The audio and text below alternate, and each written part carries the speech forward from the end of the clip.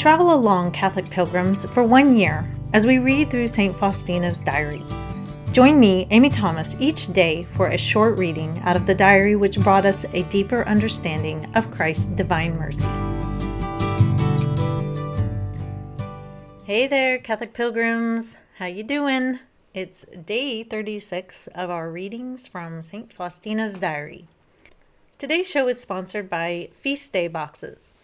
I would highly recommend checking them out. They have a Lenten box, as Lent is only, like a couple weeks away at this point of the podcast.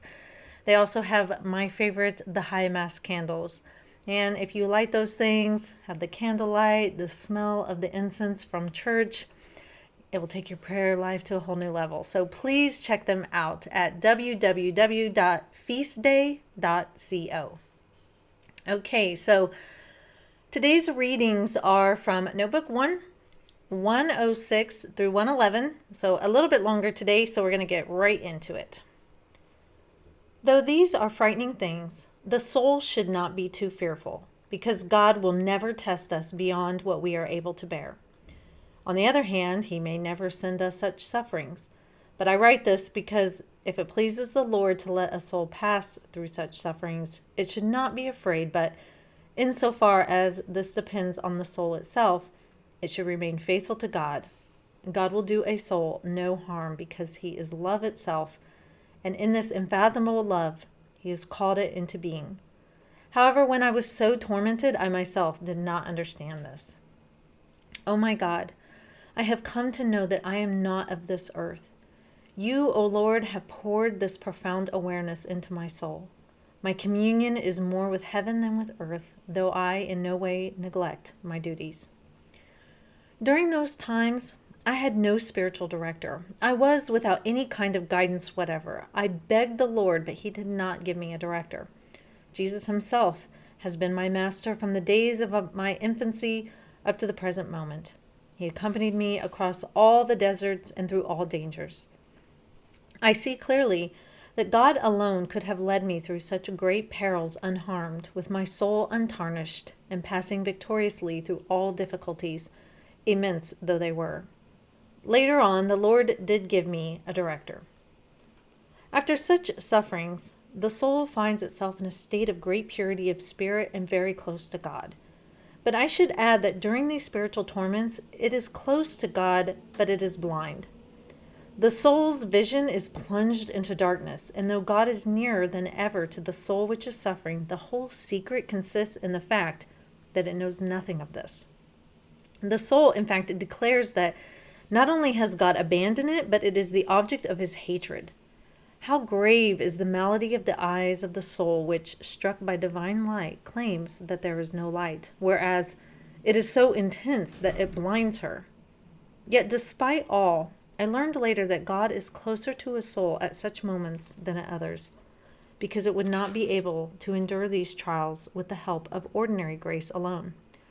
God's omnipotence and an extraordinary grace must be active here, for otherwise the soul would succumb at the first blow. O Divine Master, what happens in my soul is your work alone.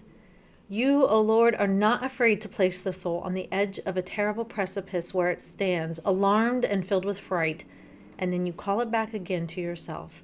These are your imponderable mysteries. When, in the midst of these interior torments, I tried to accuse myself in confession of the smallest trifles, the priest was surprised that I had not committed graver faults. And he said to me, "If you are as faithful as this to God during these sufferings, this in itself is evidence to me that God is sustaining you, sister, with a special grace, and it is a good thing that you do not understand this." It is a strange thing, nevertheless. The confessors could neither understand me nor set my mind at peace concerning these matters, until I met Father Andres and later on Father Sapotsko. So today's readings made me think of my track days, and I'll explain why. So when I was in track, I was a sprinter, and my coach singled me out. It just seemed like he singled me out from every other girl sprinter on the team. The other girl sprinters would kind of goof around, and they're kind of a little more interested in checking out the boys than in really racing. And so maybe that's why he picked on me. But he would give them a little workout to do, and then he would say to me, Amy Ann, we're running the hills out on the country roads. And so he would get in his truck, and I would start running. And in the town where I grew up, it's very hilly. I know everybody thinks Kansas is flat as a pancake, but where I grew up, it's very, very hilly. And I would start running on these country roads, and they were extremely hilly. And he would cruise along beside me with his window rolled down, spitting sunflower seeds out the window, and just kind of harass me the whole time. Come on, Amy Ann, pick up the pace. Why are you going so slow?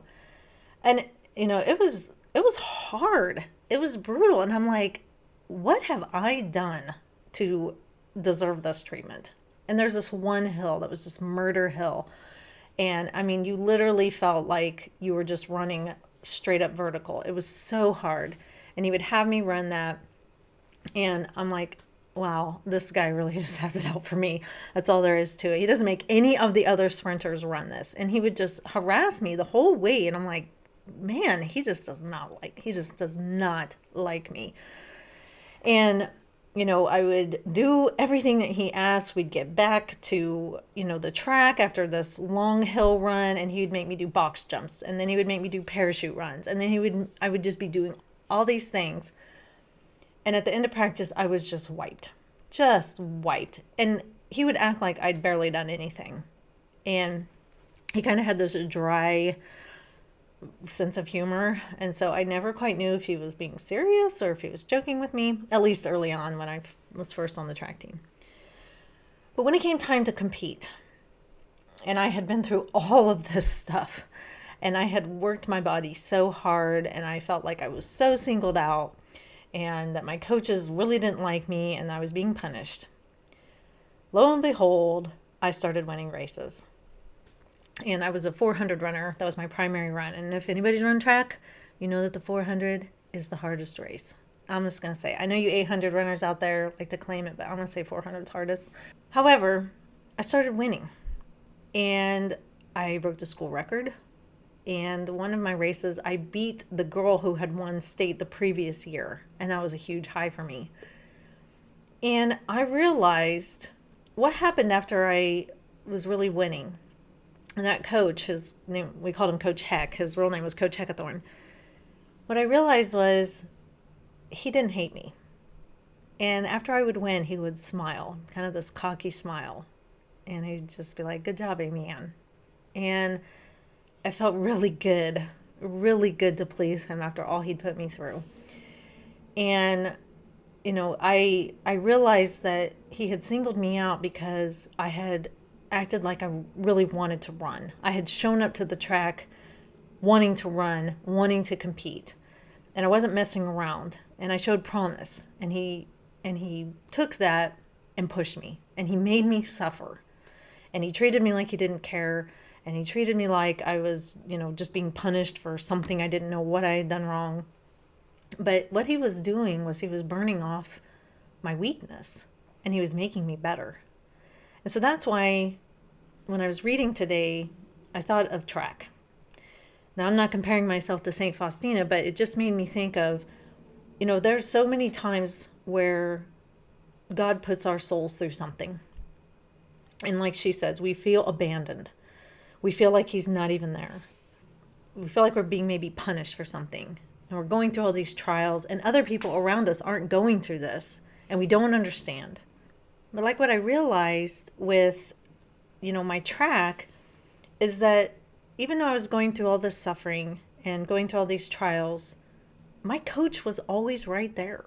He really was always right there. And he was encouraging me the whole way. Now, he was doing it kind of a heckling type of way when I was out on those country roads. Come on, Amy Ann, you can go faster than that. What are you running so slow for? But it kind of fueled me on because he was heckling me. But he was right there, and he knew just how far to push me. He didn't allow me to break. And it's the same thing with God. And the thing is we are all made for greatness. We all are made for greatness. But a lot of us don't want it. because of what it involves. And we talked about that a little bit yesterday. Are we afraid of holiness? I really think God is going to look at our souls and see, are you serious about this? If you are, let's do it. Let's do the hard work. Let's run those hills. Let's put our bodies to the test, just like my track coach did. And so, maybe not everybody will go through the great sufferings that the saints go through. But the point is that God made us all for that greatness. He's just looking for those that are serious and want to show up to play the game, who want to compete, like St. Paul, run the race and finish. I know track is a far cry from what she's talking about here, but it just really spoke to me, and I could see it in my own life with my coach. There are people that push us to be better, push us to make ourselves better. God does it. God puts people in our lives who push us. Maybe it's our spouse, maybe it's our best friend, maybe it's our confessor or spiritual director. Don't resist the push to make you greater. And she even says, God, will place a soul on the edge of a terrible precipice, and it seems like it's almost too much for us. And we'll be alarmed and filled with fright, but he calls us back. He knows just when to call us back before harm would come to us. And so just take that with you today, Catholic pilgrims. We are all made for greatness. You cannot be great if you don't go through some pain and suffering. I could not have been a good track runner if my coach had not pushed me the way that he did. I was willing to accept it. I didn't quite understand it, just like she doesn't understand it. I didn't understand it at the time, what he was doing. I didn't understand why he was singling me out, why he was making me go through all this pain when everybody else was kind of like, getting the loosey-goosey workouts, and I was getting the hardcore workouts. But I realized it once I started winning. And it's the same thing. If we're going to be made saints, we're going to have to be put through the trials and the suffering. But God will be right there, just like my coach was. He'll be right there carrying us along, making sure that we're okay, making sure that we have the endurance to finish. And then we'll be victorious as saints. And that's what we're here for. So Catholic pilgrims, I have a prayer request. Today, we are in Istanbul, and my daughter is going to have back surgery for scoliosis. And if you could just send up a prayer for her, a Hail Mary, a Glory be, Our Father, I would really appreciate it. She's nervous. I'm a nervous mama. Everything's going to be okay, but the more prayers, the better. So if you think about it, could you please say a prayer for my daughter, Sydney, that all will go well and that God be with the doctor's hands. And I thank you in advance. I will see you back here tomorrow, Catholic pilgrims, for day 37. And until then, live the faith boldly and travel well.